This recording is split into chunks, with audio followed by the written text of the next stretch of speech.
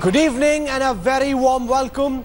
This is an India Today special broadcast this Sunday. I'm Rahul Kamal. We've spent the last 24 hours doing a deep dive into the Access My India Today Karnataka Exit poll. And over the next 2 hours, I will give you some very sharp insights into the way Karnataka voted yesterday. Right ahead of counting day, very important to understand what happened on the ground and why.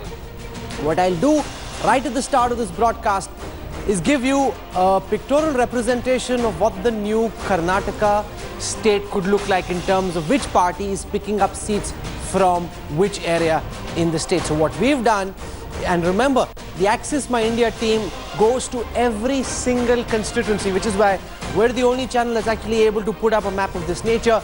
Can we just zoom in to the map of Karnataka, the new political map of Karnataka? And this is very important and interesting because what this suggests is that the BJP is largely picking up seats only in coastal Karnataka. So if you see right at the bottom of the screen, there's coastal Karnataka, and then right at the top, that's where the BJP is picking up the seats from. Those are the seats that are marked in orange. Let's now come to the Congress party. Marked out on that map in blue, the Congress is picking up a lot of seats in the Hyderabad Karnataka region, the region that adjoins Telangana and Andhra Pradesh, picking up 33 of the 40 seats in that region. Let me now come to the Janata Dal Secular.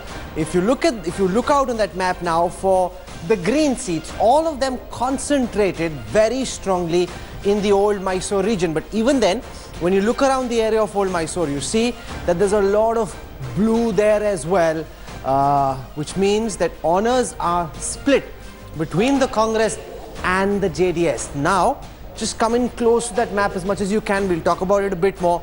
The seats that are marked in grey are the tough fights, which essentially means that because we had a sample of say about 200 to 300 in every seat, that's where the margin of victory between the number one party and the number two party is less than about 2%. So that's what Pradeep Gupta and his team called the tough fight seats. They are marked on that map in red. So you can see it's not as if a lot of the tough fights are happening in only one pocket. They're spread across the state, but largely in central Karnataka you see a lot of tough fights, not so many tough fights in the south. You also see tough fights, some of them up in the north in Hyderabad, Karnataka, but equally tough fights in the Karnataka Bombay region, the Bombay Karnataka region. That's really where the tough fights in this election happen. The moment you put it out on a map like that, changes the perspective of what you've been able to pick up from the exit polls so far. That's a breakup of the map of Karnataka and what it could look like on counting day. Remember, we've gone to every single seat, so we're able to plot that down on a map for you. Let's now show you a regional breakup of how Karnataka voted. I'll go across first to Bengaluru. We'll start from Bengaluru. Remember, there was voting in 26 seats. 2 seats, the voting has been delayed. Here, the Congress is expected to bag 15 of those seats, 2 more than the last time. The BJP 10, 2 less than the last time. This is interesting because net we've seen in urban areas post 2014 the Congress being beaten badly by the BJP. Karnataka could be different. Overall urban vote share, Congress gets 41% of the vote. The BJP gets 37% of the vote. In Bengaluru, a metropolitan city, the Congress leading against the BJP. Let's now come to central Karnataka. Central Karnataka is a relatively smaller pocket of Karnataka in terms of seats. There are 23 seats here. Here the BJP enjoys a big lead, which is different from the last time because there are 11 additional seats that the BJP could be picking up. Last time, a lot of the seats here were not won by the BJP because of the damage done by the KJP, Yadurappa's party, and the BSR Congress. From central Karnataka, let's move across to Hyderabad, Karnataka, on the northeast part of the state. In Hyderabad, Karnataka, of the 40 seats, the Congress is winning 33. Now, this is where Pradeep Gupta's mettle will really be tested, because if the Congress wins these 33 seats in Hyderabad, Karnataka and leads over the BJP with the kind of convincing majority that Pradeep and Access is resting, that would be a big advantage to the Congress. The BJP, though, made a lot of effort in Hyderabad, Karnataka. They're hoping they'll do much better.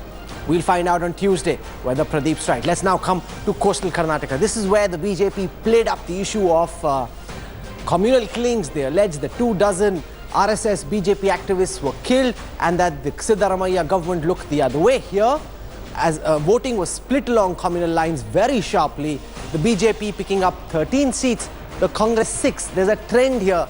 Usually one party does well in one election, by the next election the trend gets reversed. The BJP is adding 10 seats to its tally in Hyderabad, in coastal Karnataka, over what they had here last time. Let me now finally come to Mumbai, Karnataka. Now, Mumbai, Karnataka is in the northwest part of the state, adjoining Maharashtra. Here, the BJP dominating in style. This is where the Congress had done well in the 2013 assembly elections. This time, though, the BJP leading in 30 seats, the Congress leading only on 18. That's a big lead there for the BJP. Finally, there is the old Mysore belt. In old Mysore, this is a huge, big area of Karnataka. 64 seats up for grabs here. This is traditional fight between the Congress and the Janata Dal Secular. Here, the BJP isn't as much of a force, and that shows on the numbers as well. The Janata Dal Secular picking up 20 seats. That's 3 seats down from the last time. The Congress picking up 30. That's 3 seats up from the last time. The BJP also making some inroads into Hyderabad, Karnataka. A very interesting breakup of how Karnataka voted across the different regions. I want to go across now to our election studio. We've got our very, very sharp, incisive political minds there. Let's understand these numbers from them.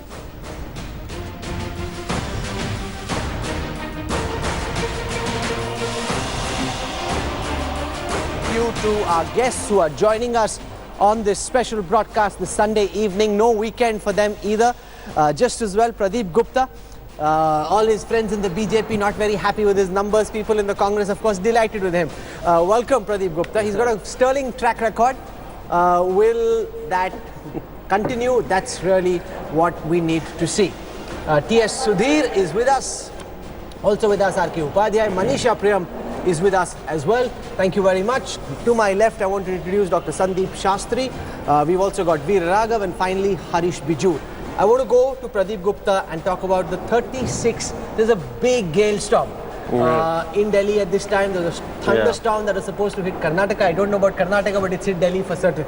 So the IMD got it right. Maybe they didn't necessarily get the state right. Hopefully our poll will be slightly more accurate than the IMD prediction. Pradeep Gupta, these 36 seats, the tough fights.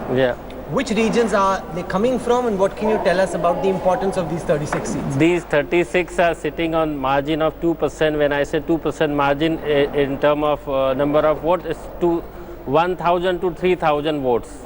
And these, out of these 38 seats, largely in Bombay, Karnataka, which is about 10 to 12 seats sitting in Bombay, Karnataka, in spite BJP already doing good in Bombay, Karnataka, meaning the real fight lies there in Bombay, Karnataka. Also, in the 38 seats that you've classified as being tight fights, how do you break it up? Because if the victory margin is less than 2%, frankly, as a pollster, you have no idea who's going to win. Yes, I mean 2% you can't predict who is going to win, and we do analysis of each and every seat, and we try and do that, and we really predict the vote percentage for all the parties, and in the process we found that there are 38 seats sitting with the margin of 2%, which is 1,000 to 3,000 votes. Sandeep Shastri, these 38 odd seats and their significance in determining the verdict come Tuesday. A lot of these seats in Bombay, Karnataka, because Pradeep Gupta's data suggests that the BJP is doing well there. If some of these seats switch over to the Congress, then the BJP's margin of victory could be hemmed in further. If these marginal seats are largely in the Mumbai-Karnataka region, this implies, as you said, the principal players in the contest are the Congress and the BJP. And the BJP is hoping to do exceedingly well in the Mumbai-Karnataka region. And if the BJP were to win those marginal seats, I think they would clearly be at an advantage.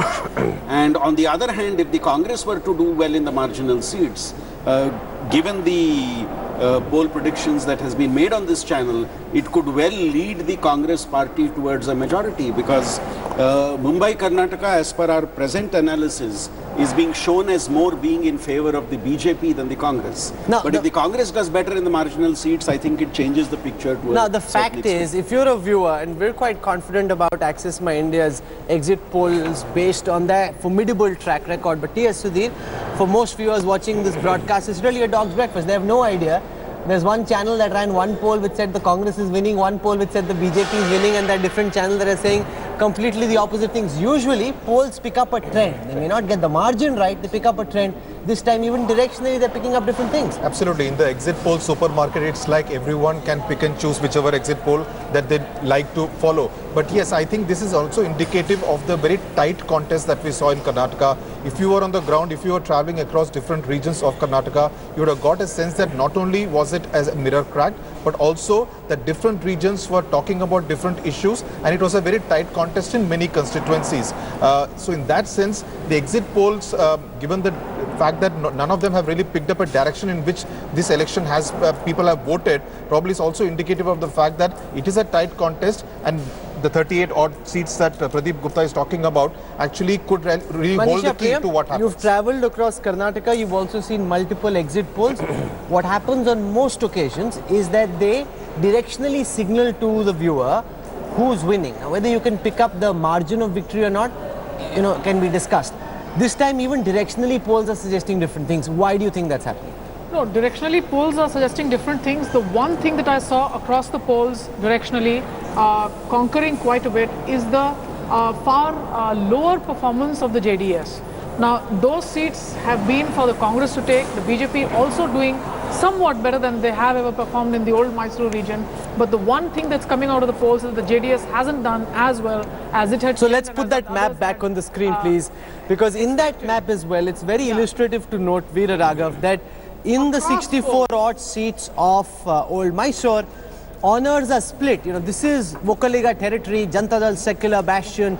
Despite that, you have a lot of blue there as well. It's not as if the JDS has been able to do spectacularly well in old Mysore. Old Mysore has never been a complete clean sweep for the JDS. It has been split between the Congress and JDS, so don't be surprised to see those blue dots there. You will see blue and green there. But the fact is this, that except in the Mandya heartland, where the Vokaligas are numerically more than all the other castes put together, and I'm talking only of Mandya district, where let's say an Ambarish from the Congress refused to contest, or where an SM Krishna is from. You leave that aside. In the rest of the old Mysore region, the JDS needs Vokaliga plus other votes to win a seat, even a single seat. Now the problem for the JDS has been that there's been a furious Vokaliga consolidation, but there has been an alternate consolidation in favor of the Congress. Hang on. But when you also see that map, and I want to point out to Pradeep as well, when you say Mumbai, Karnataka, the seats are close, please remember that traditionally Mumbai, Karnataka, the seats have been close between the Congress and the BJP. Right. That is because that is the region where the BJP has built itself over the last 10 years. The Congress has, as I pointed out, 47 Lingayat candidates in 2013. It has only fielded 49 Lingayat candidates. It's not as if the Congress did not have a presence amongst the Lingayats, but the BJP had a marginally greater presence and had the image of being a Lingayat party. So this closeness, will not mean anything else, except for the fact that if this closeness is seen as going in favor of the Congress, and the BJP, remember 2004, won 36 seats in Mumbai, Karnataka, won 26 in 2008. Sorry, 36 in 2008 and 26 in 2004. If the BJP cannot cross 30 mark in Mumbai, Karnataka, their hopes in Karnataka are finished. Let me add one more point to this. Why Bombay, Karnataka is witnessing the close fight. There is a large number of Marathi Kshatriyas. Lingayat are consolidating towards the BJP, but Marathi Kshatri this time is splitted between BJP and Congress as well, and that is where the real fight lies. Okay, I want to introduce our political guest also joining us on this panel. Bengaluru boy Amit Malviya, IT czar of the Bharatiya Janata Party, squaring off against him. Rohan Gupta increasingly started off with the social media team of the Congress. Amit Malviya, you can of course say that the India Today, Access My India, and usually Everyone in the BJP loves Access My India because he usually gets it right towards the BJP. This time he's saying the opposite. So clearly Pradeep Gupta not a very popular man in your circles this evening.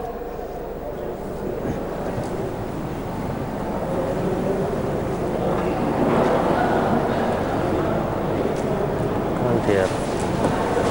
Okay, give me a moment. They are the only outliers who are predicting. Yeah, go on, Amit. So it's all right. I mean, they seem to be the only outlier who think that the Congress is going to be ahead in this contest.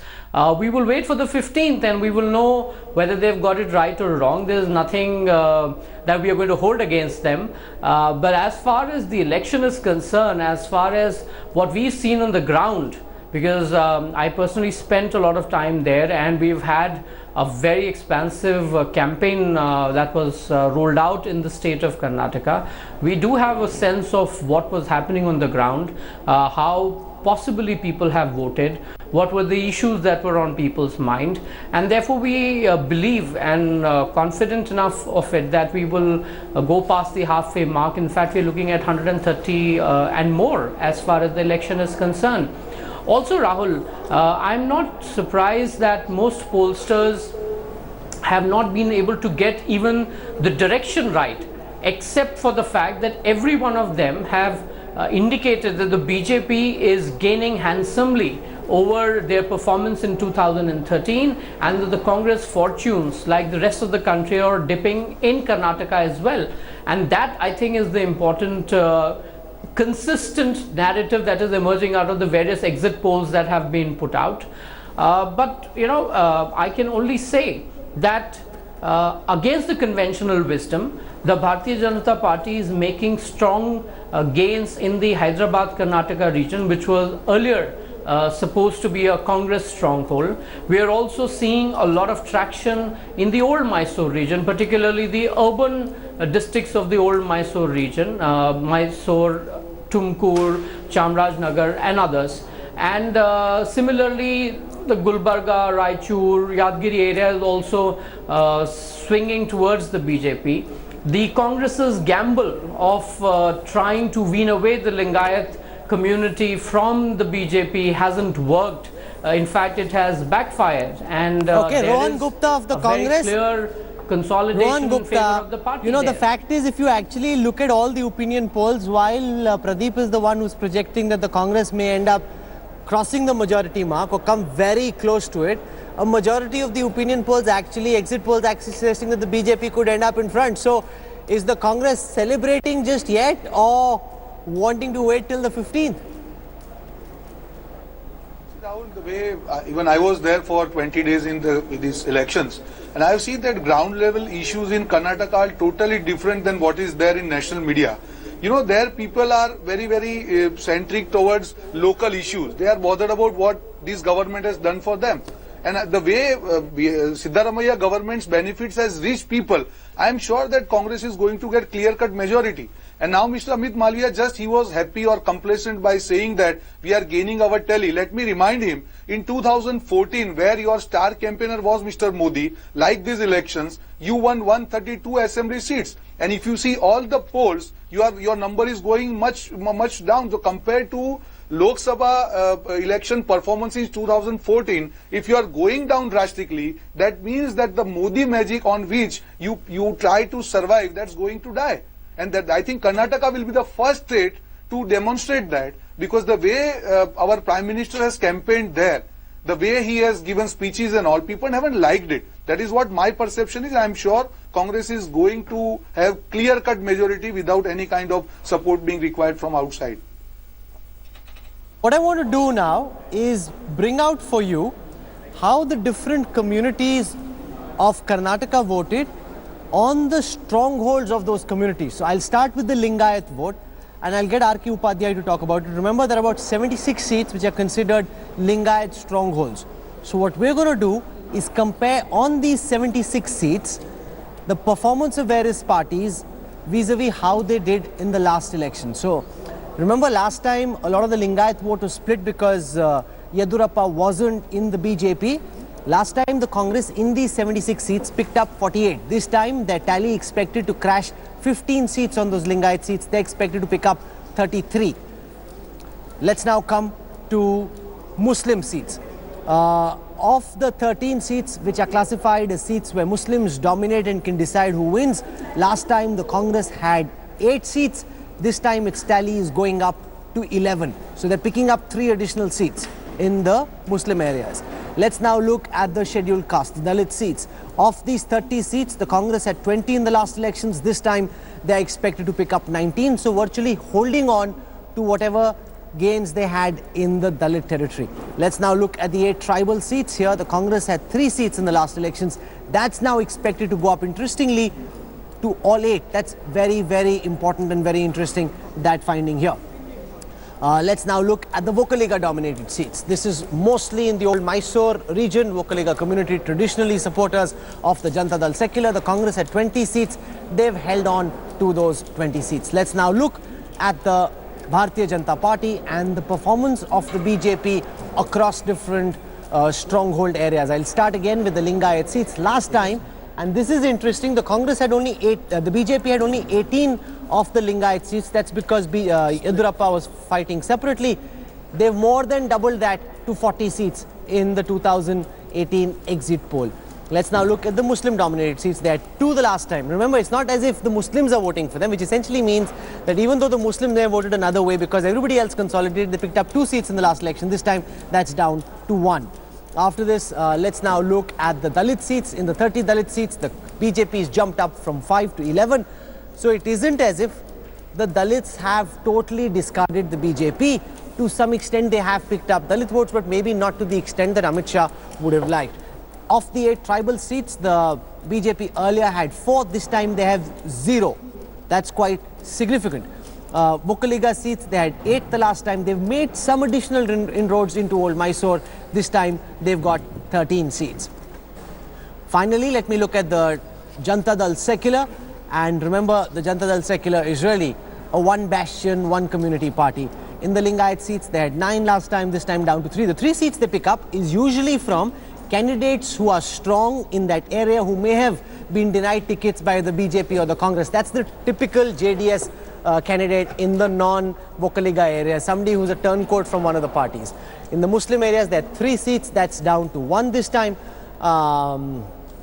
In the Dalit seats, earlier they had 5, this time down to 0. So they're losing substantial ground outside of old Mysore. In tribal areas, they had no seats, they don't have any.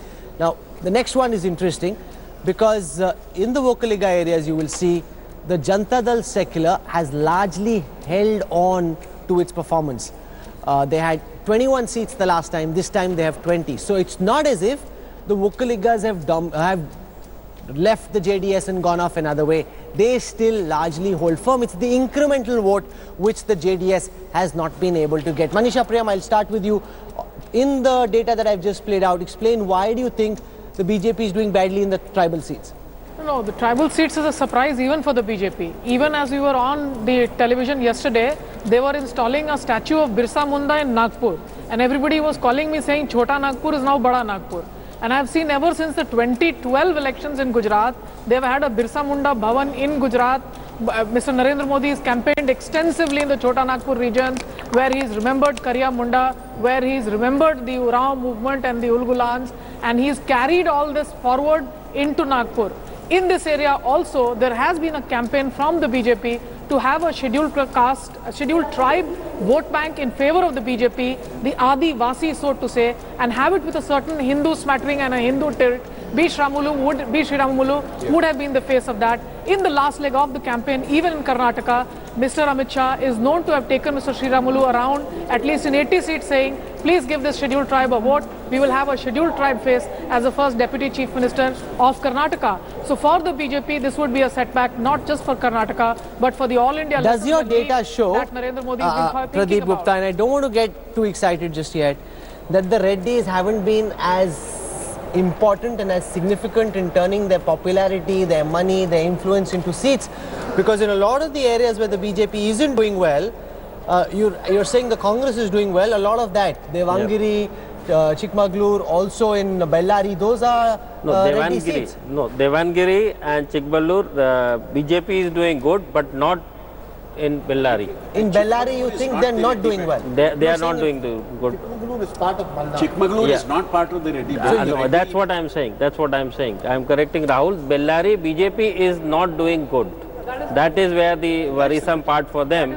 And in fact, I mean, we tried and asked many times. In fact, the difference is also not that you can, classify them in a tough Why fight do you situation. think the Reddys are not doing well in I Bellary? think people seems to be not angry, but having certain amount of discontent against, Reddy R.K. brothers. Upadhyay, do you think that's even possible? Because A, he has to get his numbers right. B, he's giving a very big headline for anybody who tracks Karnataka politics that the Reddy brothers are being bested in the Bellary bastion. What do you make of this? Rahul, I've been talking to my friends and colleagues in Bangalore since morning, and I have picked up some very interesting data which I would like to present, and you have to give me 2 or 3 minutes. Sure. Okay. I have figures for each and every district of the voting that has happened. There has been a 4% drop in voting compared to last time. From 71.45% it's come to 67%. 4% drop in the 3 point something drop in the voting. Okay. When you go district wise, in Mumbai, Karnataka, many of the districts have voted less than what they had done last time. Look at Belgaum. They had 74.67%, is gone down to 71%. Okay. Bagalkot 72.94 to 68%. Bijapur 66.43 to 63%. This is the Mumbai, Karnataka. And Hyderabad, Karnataka, where Congress had done very well last time, even there in every district the voting percentage has gone down. I'll tell you a few important ones. Gulbarga 63.75% to 56%. Drastic drop. And then you have Bidar 66% to 59%, Raichur 64% to 61%. What all this says is, see, overall in the Mumbai Karnataka region there has been a 4% drop from 72% to 68%, and then in Hyderabad Karnataka. What's the point you're making? The point I'm making is, how is it going to affect both BJP and Congress? Because this is the area where both of them are fighting, and JDS is not in the picture at all, because JDS got its 34 out of 40 seats from only southern Karnataka. They got only 6 from the others. So the fight is between BJP and Congress, in these areas.